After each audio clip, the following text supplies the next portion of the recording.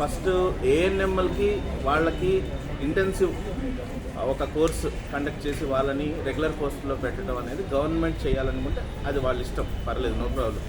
కానీ ఈక్వల్గా సిస్టర్స్కి కూడా ఎప్పటి నుంచి 15-20 ఏళ్ళ నుంచి వీళ్ళు సర్వీస్లో ఉన్నారు కాబట్టి వీళ్ళకి కూడా ఈక్వల్ డిస్ట్రిబ్యూషన్, అంటే వీళ్ళకి కూడా రెగ్యులరైజ్ చేసి ముందు వీళ్ళకి ప్రయారిటీ ఇచ్చి ఆ మిగిలిన పోస్టుల్లో మిగతా వాళ్ళని పెట్టుకుంటే వీళ్ళేం అబ్జెక్ట్ చేయరు. ఆల్రెడీ కాంట్రాక్ట్లో ఉన్న వాళ్ళందరూ 15-20 సంవత్సరాల నుంచి కాంట్రాక్ట్లోనే ఉండి అలాగే రిటైర్ అయిపోతున్నారు.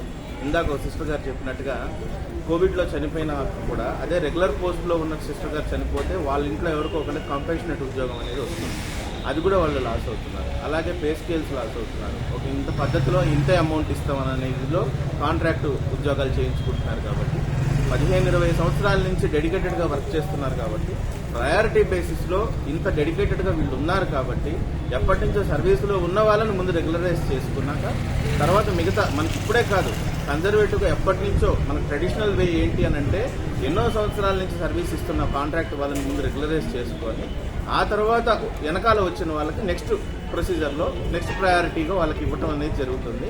ఇక్కడ వీళ్ళు అడుగుతుంది కూడా అదే.